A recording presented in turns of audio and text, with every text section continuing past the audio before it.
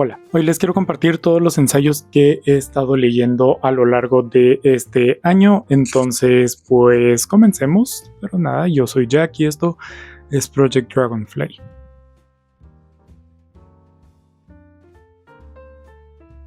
Pero bueno, sabrán que pues me gusta leer ensayo, entonces normalmente traía aquí al canal el como Rincón de la No Ficción, una sección para hablar justamente de estos libros, pero no estoy del todo satisfecho con cómo estaban y todo eso, entonces estoy pensando una forma de mostrarles mis lecturas de no ficción distinta. Entonces déjenme abajo en los comentarios sus opiniones, sus ideas, algo. Entonces, por el momento, como ya ha pasado más de medio año, pues quiero al menos hacer un recuento de lo que he leído en la primera mitad del año y ya tal vez en esta segunda mitad tratar de encontrar una forma de hablar de estos ensayos que les parezca interesante, que a mí me gusta la forma de exponerlos, todo eso. Pero pues sí, eso es más o menos lo que vamos a estar haciendo. Comencé leyendo La mitad que sangra este es por cierto mi cuaderno de anotaciones de no ficción. La mitad que sangra de María Navarro y Antonio Villarreal es un ensayo que básicamente trata sobre la menstruación. Entonces pues lo leí por pura curiosidad y por conocer un poquito más esto que afecta a tantas personas o que viven tantas personas. Entonces pues simplemente fue eso. Tiene temas desde bastante básicos, ¿verdad? Para cualquier persona, incluso personas que no menstruan y que no saben absolutamente nada del tema. Tiene así como los primeros pasos iniciales para saber un poquito al menos la base de qué es lo que está pasando. Y pues de ahí como diferentes temas, desde temas más médicos como profundos y así, pasando también a temas sociales, también temas de los estigmas y todo esto. Es una lectura muy interesante que se les recomiendo bastante hacer, principalmente a personas no menstruantes, ¿verdad? Que pues obviamente personas que sí menstruan tendrán este conocimiento o al menos sabrán bastante más de esto. Entonces, pues sí, principalmente a personas que no menstruan. Sí es cierto que he escuchado a personas que sí lo hacen hablar muy bien de este libro y mencionar que aprendieron mucho de él, entonces pues se lo recomiendo a todo el mundo. Entonces, pues sí, es muy interesante, como digo, abarca un montón de temas, un foco bastante amplio, entonces pues, ahí está La mitad que sangra. No sé tampoco muy bien cómo hablar de todos estos libros como en un video de este estilo. Pero bueno, estamos haciendo un poco práctica. El siguiente libro que terminé fue Historia y Utopía de Émile Cioran.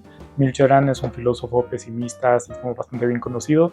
Y pues el siguiente y fragmentos de otros los estuve leyendo más con el foco principalmente a el estudio de las utopías, que es un tema que ustedes saben que me gusta un montón. Entonces pueden ver muchos videos aquí en el canal en el que ya sea el tema principal son las utopías o pues parte de lo que hablo de obras o de cosas por el estilo es del tema utópico. Entonces pues quería algo bastante concreto sobre todos estos temas. Entonces la primera lectura que hice sobre eso fue Historia y Utopías, o ¿cómo es? Historia y Utopías de Cioran, que me pareció curioso. Sí es cierto que obviamente Cioran no lo toma como desde la literatura, ¿no? Cioran lo toma desde la vida, ¿verdad? Desde lo material, desde la existencia misma. Y pues me pareció muy interesante ver su perspectiva de todo este tema de las utopías y la sociedad y como este descontento perpetuo en el que vive la sociedad. El ensayo tienen o se puede interpretar desde un punto de vista bastante freudiano, bastante psicoanalista, más amplio, de como este descontento perpetuo en el que vive la sociedad y que oscilamos entre soñar utopías y luchar por utopías y revoluciones y todas estas cosas y pues la desesperación de las distopías. Él no usa la palabra distopía, sentimos así. Que al final de cuentas lo interesante es que para él ambas cosas sirven para mover a la sociedad, moverla, podríamos decir, para adelante, pero Cioran obviamente como pesimista no forzosamente habla de moverla para adelante, sino moverla, ¿verdad? Que genera cosas que hace que la sociedad mueva y se mueve para un lado, de ahí está descontenta con eso, entonces se mueve para otro, entonces busca algo más cosas por el estilo. Es un texto interesante, sí es cierto que no era lo que estaba buscando, entonces no terminó de cuajar del todo conmigo. Esta idea es como el puntito que más se me quedó. Entonces, pues sí, no sé, un texto breve, pero también bastante curioso. Siguiendo con esto y un libro que no leí completo, entonces normalmente me debatiría si incluirlo o no, pero es un texto muy interesante que aún así les quiero como comentar un poquito, es el de Arqueologías del Futuro de Frederick Jameson. Es también un ensayo sobre el imaginar el futuro, no, arqueología del futuro, distopías y todo es desde muy inso. Y es lo principal como problema que tuve en el ensayo, y es que es exageradamente técnico, que pues sí, aunque por momentos era así como entre toda la palabrería grandisonante, llegaba yo a decir, ok, entiendo este punto. Habían un montón que es que me perdí entre las palabras y era así como, no sé, muy complejo de seguir, pero me pareció súper interesante. Primero que nada, tengo anotados un montón de referencias a otros textos sobre los que construye Jameson, que me parecen súper interesantes, y aparte de eso, pues entra a temas de la imaginación, de las utopías, de la esencia de la utopía y la controversia que puede haber alrededor de la utopía. Tiene un capítulo específicamente que se adentra un poco dentro de las estéticas ideológicas de la fantasía y la ciencia ficción, que me parece brillante, y probablemente les traiga un video sobre eso, un video muy controversial que la gente me va a absolutamente funar, pero que me pareció súper interesante la idea y bastante acertada también. Y al final también me resaltó porque eventualmente me empecé a saltar capítulos porque simplemente no abordaba el tema que me interesaba, y pues con toda la brevedad llenaba como, o requería demasiada como poder mental para aprender algo que ni siquiera era algo, pero que sí es el como análisis que hace de la trilogía de Marte de Kim Stanley Robinson, que si me conocen sabrán que es uno de mis libros favoritos, una de mis sagas favoritas. Y pues me parece genial su análisis, principalmente porque toma la trilogía de Marte como realmente lo revolucionario que es dentro de este marco de imaginarse el futuro. Y lo que me gustó también bastante es, hablando del tema de Marte, es que Marte nunca se plantea como perfecto, y eso Jameson lo toma como algo bien, algo que es productivo para la persona que lo está leyendo, para el lector, y para crear su imaginario y su lo que sea. Y es que lo más importante, según Jameson, de las utopías, de las distopías, del imaginar el futuro, es que sea distinto. Es que tenemos la capacidad de imaginar algo distinto a lo nuestro. Y eso es tremendamente valioso. O sea, el poder que tenemos al imaginar algo fuera de nuestra realidad nos da un montón de poder, primero que nada, creativo, así como ligero de poder como crear y pensar e imaginar y de todo, pero también político, para poder cuestionarnos si lo que estamos viviendo es lo que queremos y qué queremos para el futuro. Entonces, el simple hecho de imaginar el futuro, a pesar de que las utopías puedan llegar a ser narcotizantes, o que las distopías pueden llegar a ser desesperanzadoras, o lo que sea, el simple ejercicio de imaginar un futuro distinto es de por sí muy valioso. Y ese es como el punto también, otra vez, que más me resaltó de este ensayo. Es, como digo, un ensayo muy técnico, que probablemente vaya a regresar a leer en algún momento cuando vaya afinando un poquito más y entendiendo un poquito más lo que está diciendo, porque se me hizo muy complicado. Pero los puntos que entendí me parecieron fascinantes, y pues sí, como digo, es una cosa monumental, pero también difícil.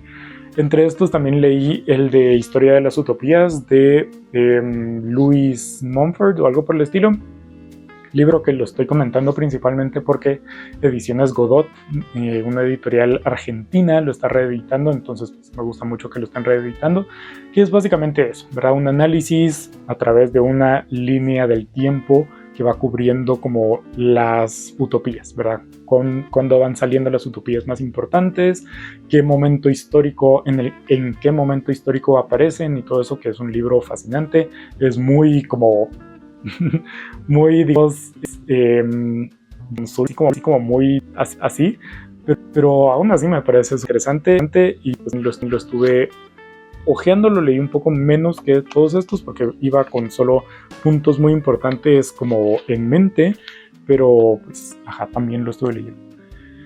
Otro es el único que tengo en físico, Los Guardianes de la Libertad de Noam Chomsky y Edward S. Herman, que este es uno monumental en el tema de las comunicaciones y de la política y de todo esto para entender el mundo, los medios, ahora que estamos en este mundo hiperconectado de una cantidad absurda de información, pues también es muy importante. O sea, este se queda un poquito viejo porque se queda solo dentro del marco de los medios convencionales, ¿verdad? La televisión, la prensa, principalmente la prensa, cosa que actualmente se queda un poco desactualizada, pero aún así tiene un valor increíble para justamente eso. Y la premisa principal de este libro es el concepto de la manufacturización del consentimiento, la creación del consentimiento, que es básicamente como los medios, como los aparatos de información, como yo también estoy siendo en este momento, pueden llegar a formar una narrativa, a formar una idea dentro de la mente de las personas, de las audiencias, y a través de esa imagen creada justificar las acciones que está cometiendo el gobierno, en este caso el gobierno, pero podemos extrapolarlo también a diferentes cosas como corporaciones o personas con mucho dinero, con mucho poder y así.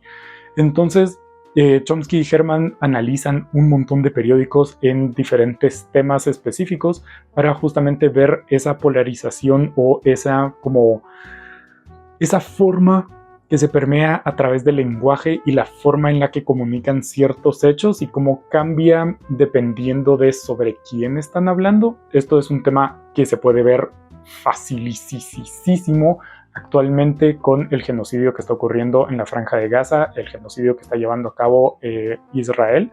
Es facilísimo verlo, cómo se trata el tema de las víctimas, cómo se trata el tema de todo lo que está pasando en general, principalmente si lo contraponemos con otras cosas que están pasando alrededor del mundo, como la invasión de Rusia a Ucrania, ¿verdad? Vemos cómo se cambia la forma de narrar cuando se trata de lo que está ocurriendo en Palestina y lo que está ocurriendo en Ucrania.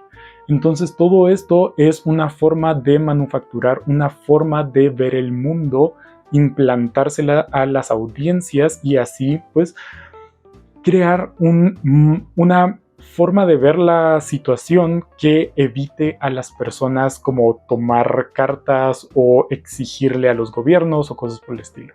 Es un tema un poco más complejo y es un ensayo muy detallado y que va muy a profundidad de los pasos en los que se crea todo este sistema para construir todo este tema, cómo funcionan más o menos los medios para que esa sea su función, porque al final de cuentas esa es su función, principalmente en los medios que son los estatales sería bastante evidente, pero también los que son lucrativos, los que son privados, también funcionan de esa forma y pues ahí más o menos va explicando cómo es que se da. La prensa nunca jamás en la vida va a ser totalmente independiente, nunca jamás en la vida va a ser totalmente neutral.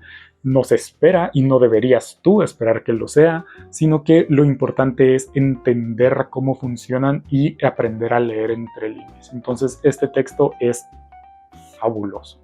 Otro libro absolutamente fabuloso y que se va a quedar conmigo por el resto de mi vida y se lo recomiendo muchísimo a todo el mundo y principalmente a los hombres que están viendo este video, es The Will to Change o El Deseo de Cambiar, Hombres, Amor, Hombres, Masculinidad y Amor de Bell Hooks. Este libro es una maravilla. Es un estudio sobre las masculinidades, los hombres, la forma de expresar el amor. Y no hay palabras para expresar como tanto de este libro, realmente se lo recomiendo muchísimo. Y básicamente es eso, ¿verdad? ¿Por qué los hombres tenemos problemas en conectar con otras personas? ¿Por qué todo esto también recae en como toda la violencia que está viviendo el mundo, que mucha se podría sanar a través de ser más reales, hombres y todo el mundo, con nuestros sentimientos y permitirnos conectar profundamente con las personas, entre temas bastante más específicos sobre los sentimientos que están permitidos, sobre los hombres y la sexualidad, ¿verdad? Y este como estereotipo de los hombres siempre lujuriosos y todo esto, entra a explicarlo a través de las emociones y a través de toda esta conceptualización que me pareció muy interesante. Y al final de cuentas, Bell Hooks lo que hace es un llamado a la ternura, al cariño, a abrirse, a ser vulnerable, a permitir la intimidad, y la intimidad no sexual, sino la intimidad de ser tú mismo. Así de simple, ser tú mismo. Presentarnos una masculinidad, eso, cariñosa, amable. Y me pareció simplemente un libro bellísimo, se los recomiendo muchísimo, hombres y a todo el mundo, se los recomiendo un montón. Y el último libro del que les voy a estar hablando es The Language of the Night, o El lenguaje de la noche, de la escritora Ursula Le Guin. Esta es una recopilación de ensayos que hizo ella y charlas que dio y como diferentes cosas, abordando diferentes temas de la escritura, de la lectura, de los géneros fantásticos, de la fantasía, de la ciencia ficción, del horror, del mundo editorial, del ser mujer escritora, de un montononón de cosas. Como es tan amplio, es un poco difícil abordar todo lo que habla, pero básicamente es una cosa genial. O sea, Ursula Le Guin es de por sí una escritora genial. O sea, si no han leído sus libros de ficción me refiero, léanlos por favor porque son realmente geniales. Pero también ella de por sí era una persona brillante, una persona genial, entonces leerla como sus pensamientos sobre todo este tipo de cosas, sobre la fantasía, cómo se ha escrito ahorita como recientemente para el momento en el que escribió esto, cómo los clásicos construyeron todo esto, su perspectiva sobre cómo el mundo y el público ve la fantasía y la ciencia ficción.